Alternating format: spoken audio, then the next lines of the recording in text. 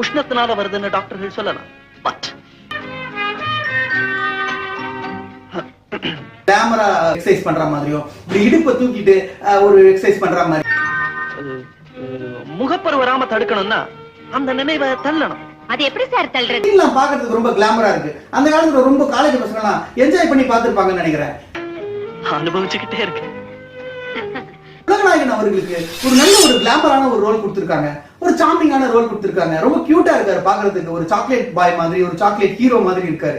Beauty கிளினிக்ல மெம்பரா சேரணும். நான் படிப்படியா எக்ஸசைசஸ் எல்லாம் கத்து தருவேன்.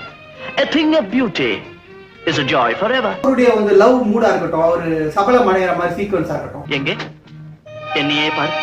கமல் சார் ஜட்டியோட ஸ்விமிங் பூல் நோக்கி நடந்து வந்துட்டு இருக்காரு. அப்போ தீபா மேடம் வேணும்ட்டே போய் ஸ்விமிங் பூல்ல ஊந்து, ஐயோ என்ன காப்பாத்துங்க, எனக்கு நீச்சல் அடிக்க தெரியாது அப்படி இப்படின்னு சொல்லி கமல் சார் என் கையை பிடி, இந்த குச்சை பிடி அப்படின்னு என்னென்னவோ ட்ரை பண்றாரு. ஒரு ஸ்டேஜ்ல வேற வழியே இல்லாம குதிச்சு காப்பாத்தணும்.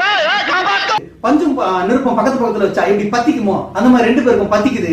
அந்த இடத்துல லவ் ஸ்டார்ட் ஆயிடுச்சு. ஆயிரம் ஒளி மழையில் குளிக்க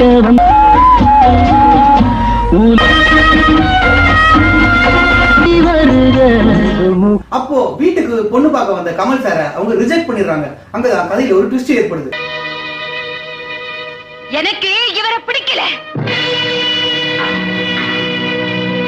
சினிமா தியேட்டர்ல நான் புரியலன்னு கேட்டேனே, அதுக்கு அர்த்தம் நீங்க சொல்லவே இல்லையே. கேட்டது பலான டவுட்.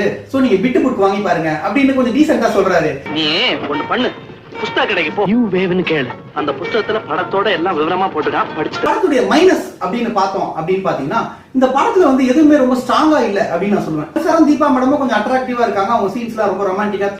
எங்க 3 பேர்ல யாரு கவர்ச்சின்னு தெரியணும். அது பார்த்துதான் சொல்லணும்.